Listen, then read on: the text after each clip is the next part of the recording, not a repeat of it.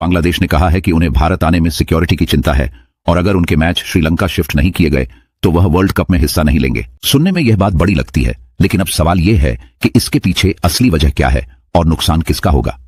अगर हम टाइमलाइन देखें तो 3 जनवरी को भारत ने अपने घरेलू टूर्नामेंट में एक बांग्लादेशी खिलाड़ी को खेलने की अनुमति नहीं दी। उसके ठीक अगले दिन बांग्लादेश बोर्ड ने अचानक सिक्योरिटी थ्रेट की बात उठा दी। अब यही वो बिंदु है जहां सवाल खड़े होते हैं, क्योंकि सिक्योरिटी कोई नई चीज नहीं होती, उसका आकलन महीनों पहले किया जाता है, न कि एक रात में। आईसीसी ने साफ कहा है कि उन्होंने स्वतंत्र एजेंसियों से सिक्योरिटी रिपोर्ट मंगवाई है और कोई बड़ा खतरा नहीं पाया गया। इसका मतलब यह है कि अगर बांग्लादेश नहीं आता तो यह उनका खुद का फैसला होगा, न कि मजबूरी। अब जरा समझते हैं कि अगर बांग्लादेश वर्ल्ड कप से बाहर होता है तो होगा क्या। सबसे पहला नुकसान बांग्लादेश के खिलाड़ियों को होगा। वर्ल्ड कप हर साल नहीं आता और आईसीसी इवेंट्स से मिलने वाली कमाई खिलाड़ियों और बोर्ड दोनों के लिए बहुत अहम होती है। दूसरा नुकसान बांग्लादेश के फैंस को होगा, जो अपनी टीम को बड़े मंच पर देखना चाहते हैं। और जो कहा जा रहा है कि बांग्लादेश के बिना वर्ल्ड कप फीका हो जाएगा, तो सच्चाई यह है कि वर्ल्ड कप किसी एक टीम से बड़ा होता है।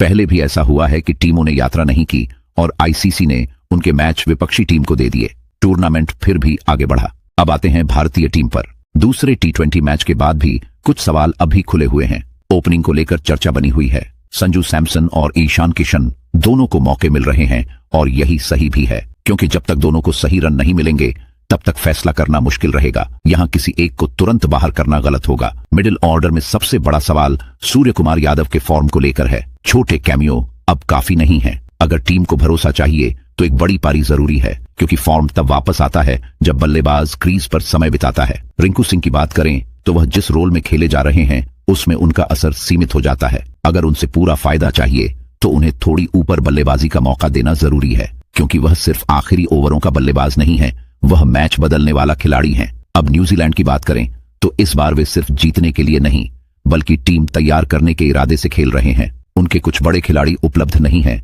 फिर भी वे युवाओं को मौके दे रहे हैं। इसका मतलब है कि भारत को हर मैच में पूरी तैयारी के साथ उतरना होगा। हल्के में लेने की कोई गुंजाइश नहीं है। कुल मिलाकर बांग्लादेश का फैसला आने वाले दिनों में साफ हो जाएगा। लेकिन क्रिकेट के लिहाज से यह याद रखना जरूरी है कि बड़े टूर्नामेंट राजनीति से नहीं, खेल से बड़े होते हैं। और भारतीय टीम के लिए यह सीरीज सिर्फ जीतने की नहीं बल्कि अपनी कमियों को पहचानने और सुधारने का मौका है। आपके हिसाब से बांग्लादेश को आना चाहिए या नहीं? और भारतीय टीम में सबसे बड़ा सवाल किस पोजीशन पर है? कमेंट में जरूर बताइए।